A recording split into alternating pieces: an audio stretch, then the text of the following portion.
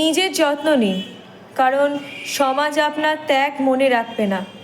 সম্প্রতি একটি video viral হয়েছে, যেখানে এক নারী তার স্বামীর পরক্রিয়ার প্রসঙ্গে কথা বলেছেন।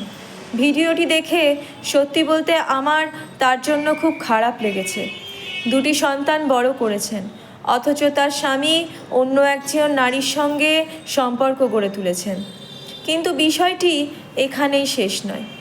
ভিডিওর কমেন্ট সেকশনে যা দেখলাম তা আরও বেশি হতাশাজনক। অধিকাংশ মন্তব্য ওই নারীর বাহ্যিক সৌন্দর্য নিয়ে। কেউ বলছে এটা দেখে মনে হচ্ছে মায়ের বয়সী, কেউ বলছে এটা দেখে মনে হচ্ছে এমন বউ থাকলে আমিও পরকীয়া করতাম। শুধু পুরুষরাই নয়, কিছু নারীর মন্তব্যও ছিল অপমাননাকর। কিন্তু প্রশ্ন হলো, এই নারী বিয়ের সময় কি এমন ছিলেন?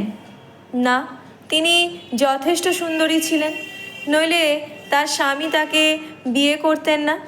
তাহলে আজ তার এই অবস্থা কেন? খুব সহজ উত্তর। সংসার, স্বামী, সন্তান সামলাতে সামলাতে তিনি নিজের যত্ন নেওয়ার সুযোগই পাননি। স্বামীর দায়িত্বহীনতা, শ্বশুরবাড়ির মানসিক চাপ, ঘর সংসারের বোঝা কাঁধে নিয়ে হয়তো ঠিকমতো বিশ্রামটাও নিতে পারেননি। দিন শেষে তার সৌন্দর্য নয়, তার পরিশ্রমকেই অবমূল্যায়ন করা হচ্ছে।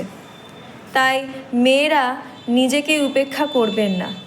এই সমাজ আপনার আত্মত্যাগ কখনো মনে রাখবে না।